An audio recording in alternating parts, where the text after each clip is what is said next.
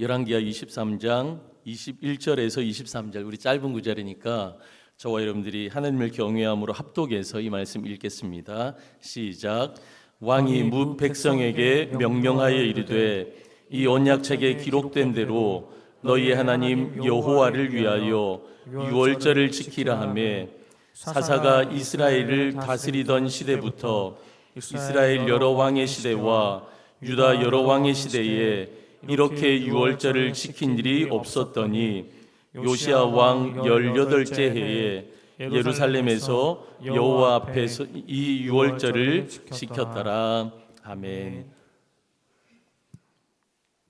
최근 우리나라에서는 한 연예인의 마약 사건으로 인해서 떠들썩합니다. 최전성기의 최악의 스캔들이라고 기사가 쏟아져 나오고 있죠. 평소에 그가 그런 이미지가 아니었기 때문에 우리 대중들에게는 더 큰 배신감이 느껴진다. 그런 기사를 읽어보았습니다. 여러분, 자그만치 이 배우가요 22년 동안 쌓은 공든탑이 무너져 내리고 있더라고요. 그런데 최정상급 스타들에게 왜 이런 일이 생기겠습니까? 그들이 뭐 아쉬워서?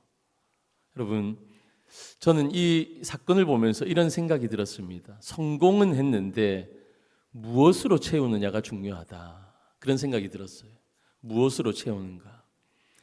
여러분, 보통 스타들이요 그렇습니다. 좋지 못한 것으로 채우는 거예요. 성공은 했는데 부도 명예도 가지고 있는데 마음이 자꾸만 허한 거예요.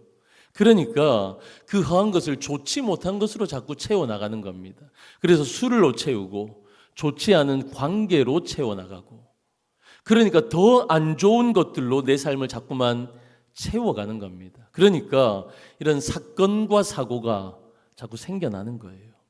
그럼 무엇으로 내 삶을 채우느냐는 우리의 인생에 정말 중요한 요소입니다.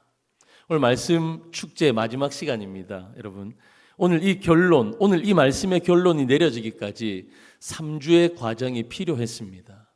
지난 주일에 요시야의 개혁을 살펴보면서 먼저 비워내고 먼저 태우고 제거하는 것을 보았습니다. 요시야는 하나님 아닌 우상들을 다 태워버립니다. 심지어 공동묘지 안에 있던 해골까지 불태워서 가루로 만들어 뿌려버립니다. 신접한 자들, 점쟁이들, 즉 정상적으로 하나님을 섬기지 않는 우상을 숭배한 이방의 제사장들 모두 죽였습니다. 하나님의 반대편에 있는 사상, 물건, 심지어 사람까지도요, 그 남은 1%까지 다 태우고 제거했습니다. 왜 이렇게 비워야 합니까? 왜 이렇게 다 태우고 비워야 합니까? 비워내야지 채울 수 있기 때문입니다. 그러면요, 비운 것 뒤에 무엇을 채우느냐, 이것이 중요한데 오늘 본문은 유월절이라 말씀하십니다. 유월절. 요시야는 하나님의 율법책에 기록된 대로 유월절을 지키도록 백성들에게 지시합니다. 그런데 열왕기의 기자는요, 하나의 초점을 맞춰서 우리 가운데 설명해 주시는데 유월절을 지키는 것이 어떤 일인지 평가해 주십니다. 사사가 이스라엘을 다스리던 시대부터 이스라엘 여러 왕의 시대와 유다 여러 왕의 시대에 이렇게 유월절을 지킨 그런 시대, 그런 왕은 없었다라고 오늘 본문은 말씀하십니다. 여러분, 이것은요, 여호수아 시대 이후에 요시야만이 유월절을 가장 완벽하게 지켰다라는 것을 말씀하시는 거예요. 사실 성경을 살펴보면 사사시대 이후로 유월절을 지켰다라는 그런 말씀이 나오지 않아요. 여호수아가 가나안에 입성합니다. 그 가나안에 입성하는 직후에 길갈에서 유월절을 지킨 사건을 말씀해 주십니다. 그리고는 이 여호수아 시대가 지나면서 사사 시대를 거치고 그리고 여러 열왕들이 등장하잖아요. 이 몇백 년의 이 이스라엘의 역사 가운데 이전의 왕들은, 이전의 사사들은, 이전의 리더들은 유월절을 지키지 않았다라는 거예요. 그러던 중에 이스라엘의 위대한 성왕이었던 히스기야가 유월절을 지킵니다. 그런데 이 위대했던 성왕, 이 히스기야조차도 유월절을 지킬 때 말씀대로 완벽하게 말씀에 충실하게 유월절을 지키지 않았다라는 거예요. 그러니까 요시야의 시절, 여호수아가 길갈에서 유월절을 지킨 이후에 몇백 년이 지나고 요시야가 유월절을 제대로 지켰다라는 것을 오늘 본문은 말씀하고 있습니다. 그러면 요시야가 유월절을 다시 지켰다라는 의미가 어떤 의미입니까? 저는 오늘 본문의 말씀을 통해서 두 가지로 한번 여러분들에게 말씀을 나누고 싶습니다. 첫 번째는 하나님을 향한 태도를 회복하는 것입니다. 유월절을 지킨 것은 하나님을 향한 태도. 여러분, 왜 요시야 이전에 그 리더십들, 사사들, 왕들은 유월절을 지키지 않았고 지켰다 해도 온전히 지키지 못한 것입니까? 그것은요, 하나님의 말씀보다는 그들 자신의 형편과 입장을 앞세웠기 때문이에요. 여러분, 이것은 근본적으로 하나님이 하신 말씀에 대한 믿음이, 하나님을 향한 신뢰가 결여되어져 있었다라고 볼 수 있습니다. 여러분, 하나님께서 이스라엘 백성들에게 왜 절기를 허락하셨습니까?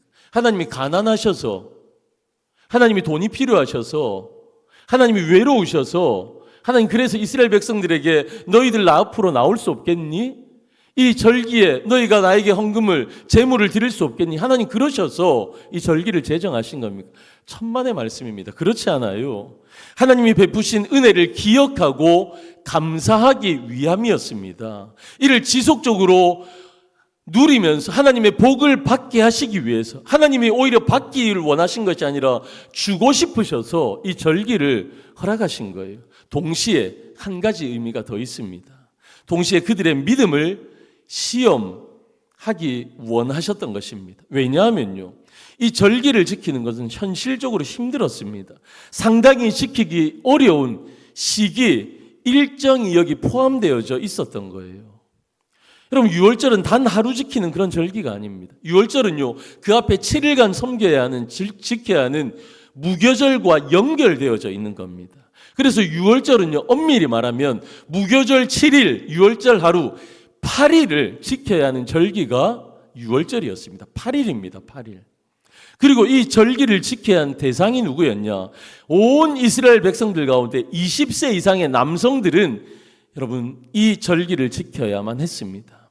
아울러서 이 절기를 어디에서 지켜야 하느냐?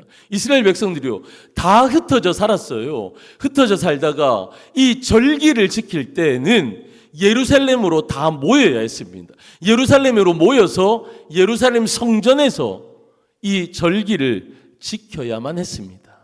더불어서요, 언제 어느 시기에 이 유월절을 지켜야 했는가? 가을에 곡식 거둘 시기, 파종하는 농사철, 그때 이 유월절을 지켜야 했던 거예요.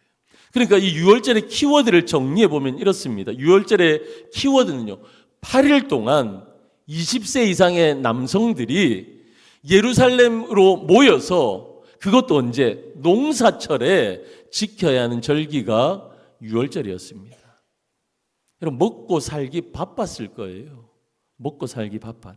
근데 그런 일상을 다 내려놓고 8일 동안이나 먼 길을 떠나서 예루살렘으로 가서 이 절기를 지킨다. 여러분, 모든 이스라엘 백성들의 예배자들이요, 아마 이 유월절은 큰 부담이었을 것입니다. 그리고 농사철이었잖아요. 농사철에 수확철이니까 어땠습니까? 여러분, 그때 외적의 침입이 빈번한 때였다라는 것입니다. 여러분, 이러한 때에 모든 이스라엘 남자들이 예루살렘에 모여서 8일 동안 예배를 드린다. 이 절기를 지킨다. 여러분, 이것은요, 국가의 안전에 치명적인 문제가 발생할 수도 있는 그런 상황이었습니다. 이해가 가시나요? 유월절이 어떤 절기인지. 여러분, 유월절을 지키지 못하는 이런 여러 가지 이유들이 있었습니다. 이런 이유들 때문에 그들이요, 여호수아가 길갈에서 여호와 앞에 유월절을 지내고 난 이후에 요시야 왕에 이르기까지 제대로 된 유월절을 지키지 못했던 것입니다. 그러나 이유 없는 무덤은 없어요. 다 이유가 있어요.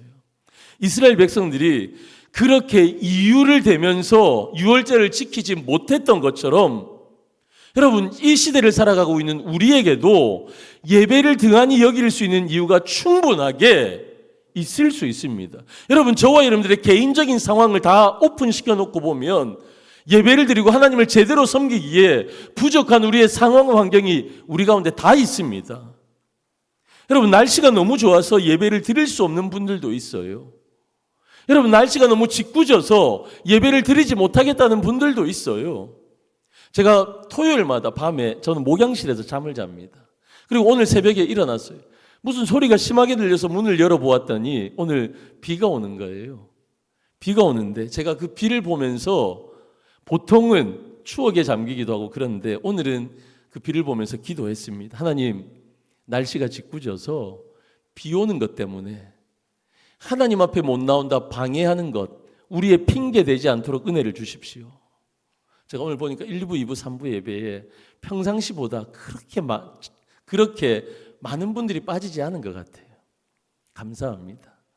여러분, 시대가 어렵기 때문에 그 시대 속에서 예배드릴 수 없는 분들이 있습니다. 특별히 여러분, 요즘 먹고 살기 얼마나 바쁜 시절입니까?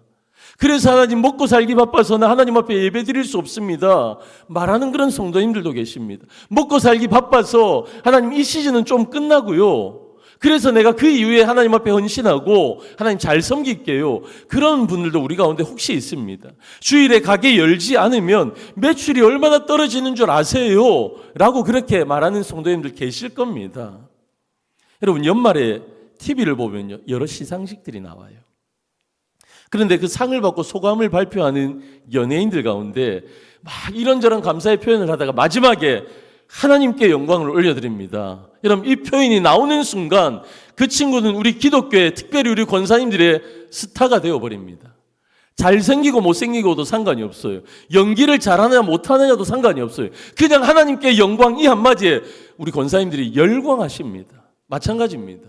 여러분, 이런 경우가 있어요. 우리가 식당에 갈 때, 식당에 가면 크게 하나 팻말이 붙어 있는데 주일은 쉽니다. 여러분, 그런 가게 보면 어떠세요? 그냥 막 맛이 중요하지 않아요. 서비스가 중요하지 않아요. 그냥 주일은 쉽니다. 그 여섯 글자에 우리의 마음이 다 뺏기는 거예요. 저도 그럴 때가 있어요. 가게, 식당에 밥 먹으러 가게를 가는데 주일은 쉽니다 라고 적혀져 있는 문구를 보면 제가 그 사장님 한 번도 보지 못한 성도님이고 우리 교회 성도님도 아니에요. 그런데 속으로 기도합니다. 하나님, 주일을 쉰다라는 것은 그 매상을 포기하는 건데, 그 돈을 포기하는 건데, 하나님, 그렇게 신앙의 고백으로 살아가는 이 사업터, 그리고 저 사장님, 하나님 복 주셔야 합니다. 그렇게 기도하고 나와요. 여러분, 어떤 이유도 하나님을 예배하는 것과 하나님을 섬기는 것과 비교가 될 수 없습니다. 그 어떤 것으로도 하나님을 예배하고 섬기는 일에 우리가 포기할 수 없는 거예요. 여러분, 그러면 우리 하나님은 아무런 대책도 없이 이스라엘 백성들에게 3대 절기를 지키라 말씀하셨을까요?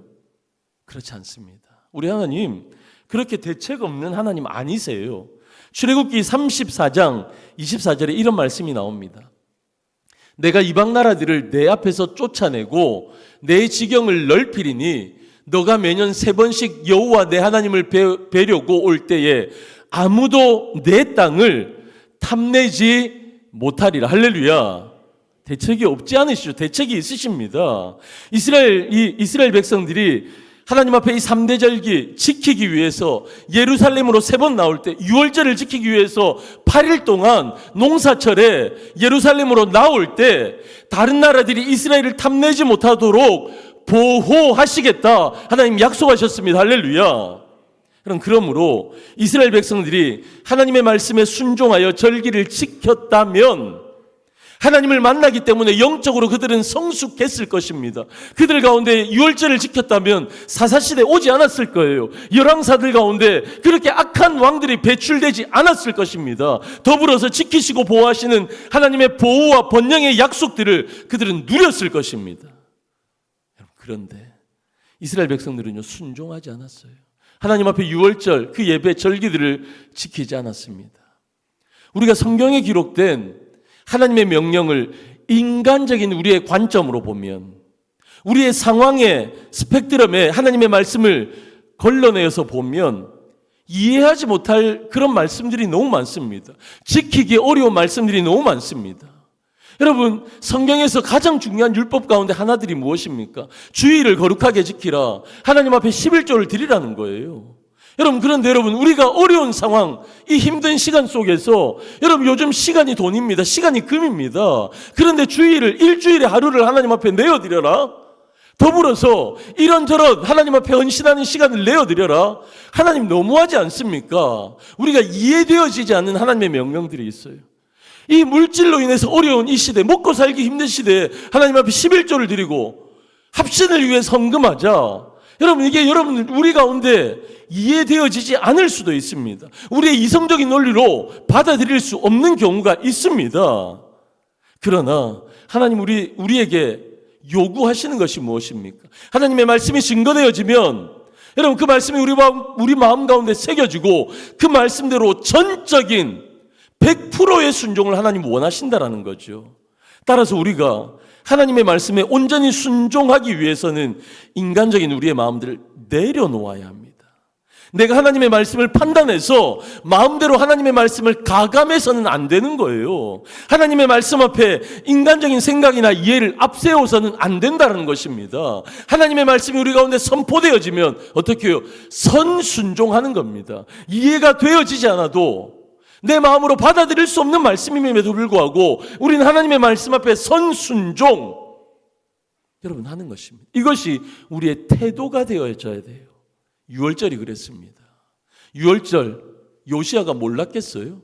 6월절을 제대로 지키기 위해서는 이런 것도 포기해야 되고 저런 것도 포기해야 되고 이런 위험도 감수해야 되는데 그런데 6월절을 지키자 백성들 가운데 선포하고 있는 거예요. 그래서 진짜 6월절을 지켜냅니다. 선순종이었어요. 이해, 타산 여러분 따지지 않았습니다. 말씀 앞에 우리의 태도는요 이것입니다. 온전한 순종. 6월절은요 6월절을 회복하고 여러분 6월절을 지킨다라는 것은요 여러분 하나님 앞에 우리의 태도를 점검하는 것입니다. 요시야는 이 일을 행했습니다. 두 번째입니다. 요시야가 6월절을 회복하고 지키는 것은요 6월절의 내용을 회복하라는 거예요. 여러분 태도보다 더 중요한 것은요 내용입니다. 내용을 지켜야 합니다. 6월절이 어떤 절기입니까? 하나님의 구원의 절정입니다. 6월절은 이스라엘 백성들이 애굽에서 종살이 했어요. 그러니까 못 살겠다고 하나님 앞에 기도한 거예요. 그러니까 하나님께서 그 기도에 들으셨습니다. 그래서 하나님의 액션이 취해집니다. 하나님의 액션이 무엇입니까? 모세를 들어서요 바로에게 보내는 겁니다. 내 백성을 보내라. 바로의 대답은 안 돼. 내 백성을 보내라. 안 돼. 9번까지 이 일을 합니다. 그때마다 하나님께서 재앙을 내리시죠. 그런데 마지막에도 거절하는 바로와 애굽을 향해서 하나님은 장자를 죽이시는 마지막 재앙을 내리십니다. 사람이든 짐승이든 처음 태어난 것 초태생들은 다 죽이겠다 하신 겁니다. 왜 하나님께서 이러십니까? 왜 이런 장자의 죽음의 재앙을 선택하십니까? 왜냐하면요 이스라엘을 구원하시기 위해서. 여러분 그런데 이 구원의 재료가 무엇입니까? 이 구원의 재료는 바로 어린 양입니다. 어린 양. 하나님 모세를 통해서 말씀하시고요 이스라엘 백성들에게 선포하라 말씀하십니다. 이스라엘 백성들에게 어린 양을 잡으라. 어린 양을 잡아서 그 피를 문설주와 임방에 어린 양의 피를 뿌리라. 이 문설주와 임방이 뭐냐면 문이 있어요. 들어가는 대문이 있어요. 그 대문, 문설주, 문의 좌우의 틀, 그리고 임방 그 문틀 위. 여러분 여기에다가 어린 양을 잡아서 그 피를 뿌리라는 거예요. 그러면 여호와의 재앙이 임하는 그날 밤에 이 어린 양의 피를 보고 내가 그건 넘어갈 거야. 패스 오버. 내가 넘어가서 너희들에게 재앙을 면제시켜 줄 거야. 하나님 말씀하신 겁니다. 그래서 하나님의 구원, 6월절에 가장 중요한 것은 무엇이냐? 제물된 어린 양입니다. 제물된 어린 양.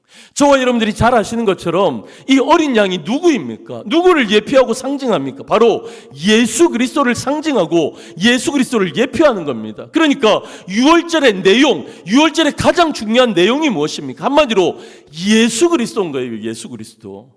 그런데 역사를 통해서 이스라엘이 유월절을 지키지 않았다라는 것은 바로 예수 그리스도가 없는 삶을 살았다라는 말씀을 우리 가운데 말씀하고 계시는 겁니다. 이스라엘의 역사 속에 예수 그리스도가 없었다라는 거예요. 하나님 중심이 아니라 그 중심에 예수 그리스도가 아니라 다른 것들이 떡하니 앉아 있더라. 중심이 예수님은 중심의 바깥에 있더라 라는 것을 말씀하시는 겁니다. 요시야의 개혁의 중심은요, 가장 핵심은 중심을 잡는 것이었어요. 예수님 아닌 다른 곳에 있었던 중심이, 예수님 아닌 다른 것들이 중심에 있었던 것이 다시 그들의 삶과 문화의 중심에 예수님이 좌정하시는 사건, 여러분 이것이 요시야의 개혁이고 유월절을 지키기를 선포하고 유월절을 지킨 요시야의 개혁의 핵심이었습니다. 사랑하는 성도 여러분, 우리의 모든 일상에서요, 예수님이 중심이셔야 합니다. 우리의 모든 중심에 예수님이 계셔야 합니다. 그럼 신약을 넘어와서 에베소서 5장부터는요, 이 땅을 살아가면서 가장 중요한 세 가지 관계를 말씀해 주십니다. 아내와 남편, 자녀와 부모, 그리고 종과 상전. 이 관계가 어떤 관계이어야 하는지를 사도 바울은 에베소 교회에 말씀하십니다. 첫 번째, 아내들이요, 자기 남편에게 복종하기를 죽게 하듯하라. 요즘 돌맞을 얘기예요. 목사님 이러실 거예요? 우리 남편이 어떤지 목사님 모르세요? 근데 우리 남편한테 죽게 하듯 하라고요? 돌맞을 얘기인데 그게 성경 말씀이에요. 남편들아 아내 사랑하기를, 남편들은 더 잘 들으셔야 돼요. 아내가 복종하는 거하고 개념이 달라요. 남편들아 아내 사랑하기를 그리스도께서 교회를 사랑하시고 그 교회를 위하여 자신을 주신 같이 하라. 할렐루야. 우리 남성들 아멘. 끝까지 안 하시는 분들이 계십니다. 여러분, 남편들은요, 생명을 다하는 사랑으로 주님께서 당신의 생명을 주시면서까지 교회를 사랑하신 것처럼 사랑하라. 자녀들아, 주 안에서 너희 부모에게 순종하라. 그냥 순종 아니에요. 주님 안에서 순종하라. 종들아, 육체의 상전에게 순종하기를 뒷담화 까고 그러지 말라. 그리스도께 하듯 하라. 주님께 예배하듯이 당신의 상전들을 섬기라. 회사 가서 여러분들의 상전들을 섬길 때 주님께 섬기듯 하라 말씀하십니다. 상전들아, 너희는 위협을 그치라. 너희가 더 높은 위치에 있다고, 더 힘을 가지고 있다고, 너희 아랫사람들에게 위협을 그치라. 이는 그들과 너희의 상전이 하늘에 계시고 하나님을 바라보라는 겁니다. 사랑하는 성도 여러분, 여기에 중요한 사실은 한 구절도 예외 없이 우리의 모든 관계 가운데 주님이 개입하신다는 사실입니다. 우리의 모든 관계의 중심을 예수 그리스도께 두라라는 말씀입니다. 여러분, 우리의 관계 속에서요, 아무리 잘하려고 노력한다고 되는 게 아니에요. 우리의 힘과 노력으로 우리의 관계가 유지되어지지 않습니다.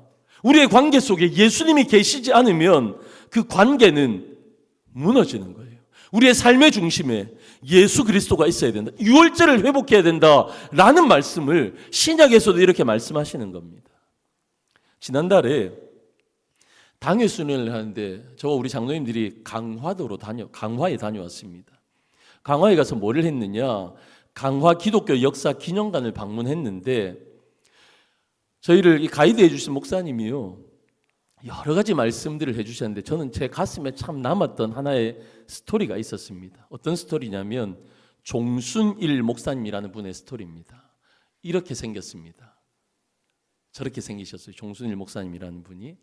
이 종순일 목사님은 예수 믿기 전에 마을에서 알아주는 부자였어요. 그러니까 상황이 넉넉하다 보니까 급전이 필요했던 사람들에게 돈을 많이 구워줬습니다. 그런 일이 빈번했어요. 그러니까 그 강화의 마을에 사는 사람들 중에 이 종순일 씨의 돈을 빌리지 않는 사람이 거의 없을 정도였습니다. 그런 종순일 씨가 예수님을 믿기 시작합니다. 하루는요, 종순일 씨가 마태복음 18장에 나오는 1만 달란트 빚진 자에 대해서 읽다가 은혜를 받게 돼요.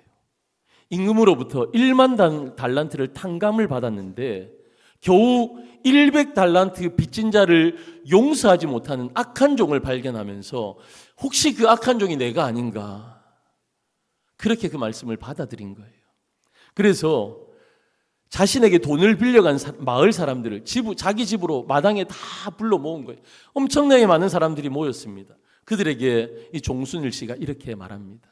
오늘 내가 예수 믿고 죄사함을 받은 것은 1천만 양 빚을 탕감받은 것보다 크거늘 여러분에게 100양, 1000양을 빌려주고 그걸 받으려 한다면 나는 성경 말씀에 나오는 악한 종이 될 것이요. 이 시간 이후로 여러분들은 나에게 빚을 갚을 필요가 없어. 그러면서요, 그는 문갑에서 빈 문서들을 다 꺼내옵니다. 그 문서들을요. 그래서 그 사람들이 보는 앞에서 불로 다 그 문서들을 태워 버립니다. 여러분, 돈을 빌렸던 그 사람들, 오늘 이 사람이 왜 나를 부르지? 돈 빨리 갚으라고 독촉하는 거 아닐까? 그런 마음으로 왔다가 이 광경을 보고는요, 눈물 흘리는 거예요. 예수가 누구신지 궁금해지기 시작하는 거예요. 이 사건이 사람들에게 그 마을에 알려지기 시작합니다. 말씀대로 살고자 몸부림쳤던 이 종순일 씨, 이 일을 통해서 복음의 통로가 되어져서 마을의 복음화가 급속도로 이루어지는, 강화가 복음화 되어지는 일에 그는 일조를 하게 됩니다. 여러분, 종순일 목사님, 그분 마음속에는요, 진짜 예수님이 계셨던 거예요. 예수를 믿고 난 이후에 그는 마음의 중심에 예수님을 진짜로 모셨던 거예요. 진짜 예배를 드렸고요, 진짜 말씀을 읽었고요, 진짜 그 말씀대로 살려고 노력했고요. 그러니까 그 중심에 있는 예수 그리스도가 그의 삶을 통해서 환하게 밝게 드러나기 시작한 겁니다. 진짜 예수님과 동행하는 삶을 살게 된 겁니다. 사랑하는 성도 여러분, 유월절을 회복한다는 건 이겁니다. 내 중심의 자소에 예수 그리스도가 계시는 거예요. 예수 그리스도와 동행하며 살아가는 거예요. 그래서 예수님이 드러나는 삶, 이것이 내 삶 가운데 유월절이 회복되어지는 예수 그리스도가 드러나는 삶인 줄로 믿습니다. 사랑하는 성도 여러분, 그러면 어떻게 우리가 살아가야 될까요? 예수님으로 채운 삶은 어떤 삶이 되어야 합니까? 세계 스포츠 역사상 가장 사랑받았던 선수, 역사상 가장 위대한 농구 선수는 마이클 조던입니다. 이 마이클 조던이요, 어린 시절에 있었던 이야기입니다. 그의 어린 시절 농구는 형편이 없었어요. 그렇게 농구 천재였는데 어린 시절은 별 볼 일이 없었어요. 남들이 코치들과 럭셔리하게 체육관에서 운동할 때 그는 친형과 흙바닥에서 원앤원을 했습니다. 1대1 농구를 했어요. 그런데 그 농구 천재도 어릴 때 형에게 늘 졌습니다. 패했습니다. 농구부에 너무 들어가고 싶었어요. 오디션을 보는 겁니다. 생애 첫 농구부 시험에서 이거 통과하면 농구부 들어갈 수 있는데 보기 좋게 떨어졌습니다. 하지만 형에게 패한 그날도, 농구부 시험에 낙제한 그날도 그는 평소처럼 슛을 쏩니다. 어디에서요? 흙바닥에서 슛을 쏩니다. 조던은 패하고 떨어져도 농구가 얼마나 즐거운지를 알았습니다. 마이클 조던이 성공했습니다. 최고의 선수가 되었습니다. 그래서 많은 사람들이 조던에게 물었습니다. 마이클, 당신은 어떻게 최고가 될 수 있었습니까? 마이클 조던의 대답은요, 한결같았습니다. Just play, have fun, enjoy the game. 그저 경기에 임하십시오. 경기하면서 재미를 가지십시오. 재미를 느끼십시오. 경기를 하면서 즐기십시오. 사랑하는 성도 여러분, 요시아의 시대는요, 뒤죽박죽의 시대였습니다. 질서가 없는 시대였습니다. 진정한 예수 그리스도라는 진정한 내용이 없는 시절이었습니다. 그런 시대의 대안은 무엇이라고요? 바로 예수 그리스도였습니다. 이런 뒤죽박죽한 질서가 없는 시대 속에서 예수님으로 채워져야만 했습니다. 그래야지 그들의 삶의 질서가 생깁니다. 그들이 개혁되어집니다. 그들이 부흥되어집니다. 그리고 그들 가운데 넉넉한 하나님의 은혜를 누릴 수 있게 되어집니다. 그래서 비어진 그들의 마음 가운데 예수 그리스도로 채워져야만 했기에 그는 유월절을 회복하겠다. 유월절 가운데 예수 그리스도를 회복하겠다. 그래서 여러분, 유월절을 회복하는 놀라운 사건이 오늘 본문에 기록되어져 있는 것입니다. 사랑하는 성도 여러분, 비어진 우리의 마음의 중심의 좌소에 예수님이 계셔야 돼요. 주님이 나의 마음 중심의 좌소에 앉으셔서 나의 삶을 다스리도록 나를 내어드려야 합니다. 예수님으로 내 삶이 채워지는 즐거움, 그분과 동행하는 즐거움, 우리가 찬송으로 늘 고백하는 것처럼 주 예수와 동행하니 그 어디나 하늘나라, 주님과 동행하는 즐거움을 누리셔야 합니다. 말씀 축제를, 4주간의 말씀 축제를 마무리합니다. 말씀으로 일어나시기를 축원합니다. 동력으로 일어나시기를 축원합니다. 죄를 태우고 제거하여 비움으로 일어나시는 주의 백성들 되시기를 주님의 이름으로 축원합니다. 여러분들의 삶의 예배가 회복되어지며 예수 그리스도로 채움으로 일어나시기를 축원합니다. 우리의 삶을 통해 회복되어지고 예수 그리스도로 채워진 우리의 삶을 통해 이 땅 가운데 하나님의 나라가 세워지고 문화의 전 영역에서 그리스도를 주라 인정하는 그 일에 쓰임받으시는 저와 여러분, 우리 중동교회 되어지기를 주님의 이름으로 간절히 축원합니다. 사랑하는 성도들이요, 우리가 50년을 달려왔습니다. 우리 중동교회가 세워지고 50여 년 달려왔습니다. 이제는 우리 50년 달려가야 합니다. 예수 그리스도로 채우셔서 소망이 없다라는 이 땅 가운데 하나님의 대안으로 세워지는 우리 중동교회, 우리 성도님들 되시기를 주님의 이름으로 간절히 축원합니다. 할렐루야.